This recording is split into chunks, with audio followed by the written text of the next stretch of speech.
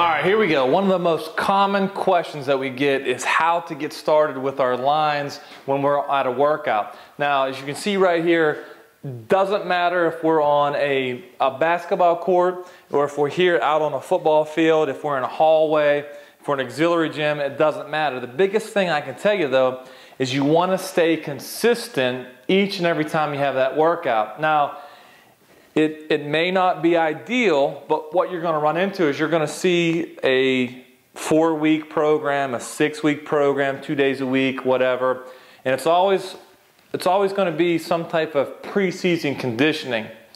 That's the facts. We're working to change that, but we've got to work what we're dealing with right now. So this would be an example of a workout that we're doing for a team or for a program, and we want to set up our lines to our training. Now what you want to do is you want to keep that consistent each and every workout.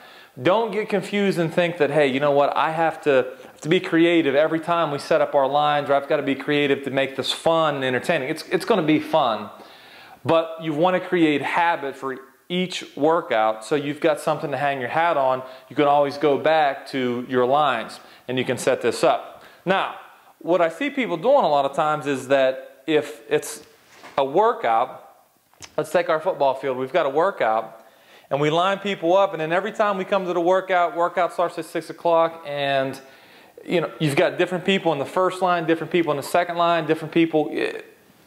Here's my suggestion. The first time you're in your lines, make that your spot, create that comfort level. If you're in the first line, get in there the first day. And if you're in the second line, get in the second line, that's okay. All right? We'll get into a little tips here on how you can use those lines to your advantage in a little bit. Okay? So we come to a workout, and we already know that we're not going to be running laps, or we're going to be doing anything slow, static around the field right here. What we're going to do, so the workout starts, let's say I'm right here at the 10-yard line, and then all my kids are right here, whistle blows, time to get underway. Now what we should see here, and I'm going to use the goal line for example, is that let's say we have 10 girls in our workout. We have 10 girls.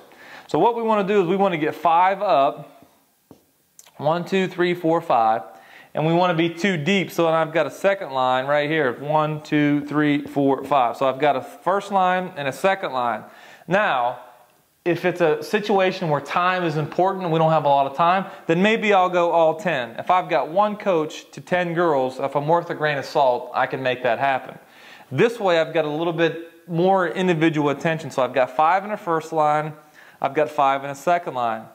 As we go through our dynamic warm-up and our core recruitment, and we go through a dynamic stretch, we want to make sure that we're keeping these lines. Now, when you're setting them up before the workout, because you're going to get there and you're going to be prepared, you want cones, or you want some type of identification for yardage, even if you're on the field, even if you're on the court. So this, if I'm on basketball, this right here would be my baseline. All right, this would be my foul line, this would be my 3-point line, and this would be my half court line right here. Doesn't matter where you're going. You want to make sure that you always have it identified where your markers are.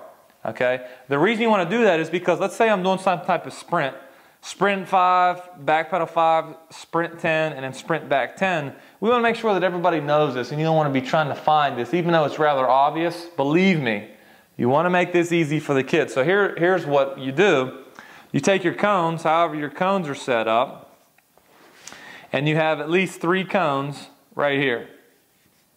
You've got one on the outside for the barrier to keep everybody from spreading out too much.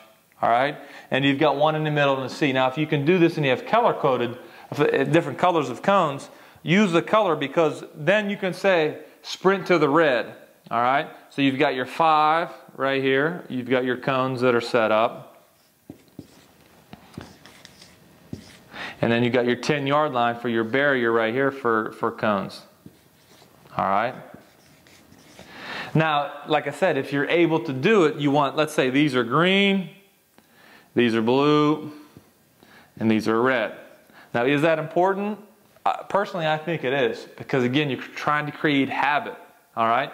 We don't want to take a bunch of time for kids that have never been exposed to training and make this a big ordeal. We want to have this set up. All right? Green, blue, and red. So when you have your line set up, I've got 5 girls up. I've got 5 girls in the second line. First line's up. We're doing rush and march. Girls, what I want you to do is I want you to rush and march 5 yards to the blue. I want you to jog out through the red. And there's really no interpretation for that. It's not, well, I didn't know where the line was, or I saw the line, but I thought I was going to jog. No, I want you to rush and march 5 yards right here to the blue, blue, blue, and blue. Everybody can see it. And then I want you to jog out through the 10 yards or to the red. The first line's up. We give them a ready, ready, set, and then they're off. Rush and march, rush and march, rush and march, rush and march. They hit this, and then boom, they're jogging out, and then they're going to idle off, and they're going to stay right here.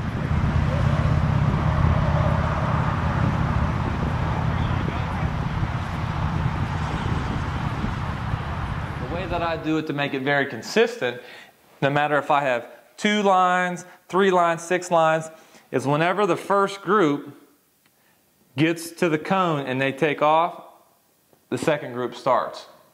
But they can only start as long as everyone is on the same page, because you want everything uniform. Okay? First group's up. Okay, girls, here we go. I want to rush and march, step and kick it to the blue, and I want you to jog out through the red. Ready, ready. First line. Go. They take off. You're watching, you're moving, you're on your feet, you've got your sheet, you see what's happening. Second line, here we go. Ready, ready. Go, and then they come out in a second line. Go. Here, here, here, and we hold it. Jump out. Set. Go. And we hold it. What you're doing is creating habit, and you're creating expectation every time we come to the workout. Because you know you want the initial form and flow of the workout to be consistent. That's what you're doing the first couple sessions. Shouldn't take you more than 2 sessions. And then after that, we can dictate and then we can change this a little bit, but you're always going to revert back from that. So this is kind of a snapshot. The first thing you're going to do is set this up. You've got to instill this in your team when you're training them. Use this as a backbone. You don't want this to be a distraction. I told you earlier, there's a little tip right here, first line or second line. In our example, we had 5 up and we had 5 deep. All right, we had a total of 10 girls. Okay. Now, what I like to do is when I'm coaching, I'll stand on the side so I can see movement. I'll stand on this side so I can see movement, or I'll roam in between right here. If you really want to pick a girl out that's been there to every workout and she's crushing it and she's asking you questions, she's sending you emails, you've talked to her mother, you talked to her dad, whatever, but you think that she needs that push or she's looking for that, here's what you do. Put her in the middle in the first line and make 1, 2, 3, 4, 5. Make this third right in the middle. Make this a very coveted position. So whenever you're coming in, workout starts, like we said, workout starts at 7:30 p.m. So here it is, we're at 7:20, and I'm coming in, I'm setting my cones up, and some girls are coming in and we're moving, and I'm looking, I'm saying, hey, who wants the #1 spot, huh? Who wants to be in the first line in the middle? Who wants to do that? Make it a game for them. And I promise you, the girls will come to you and say, me, I want to do this, I want to do this, but it'll only be a leader.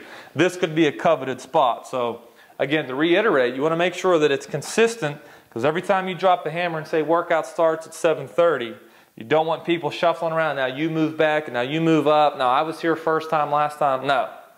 If I start right here, guess what? That's what I start. Unless you want to use this philosophy and say, you know what, Abby, last 3 workouts you've been killing it. Girls, bring it in. Here's what we're going to do. Abby's got the middle. She's going to help us lead us out. She's got the middle because of this. Pay attention, then we're going to move forward with that. So again, a couple things to think about. May seem very obvious, and it is, but it'll help your workout to create habit for your athletes. Thanks. If you've got a question for the coaches, coach, email me, give me a call. I'll give you information. I'll answer your questions directly. I want you guys to be able to take this information and plug it right into your workouts.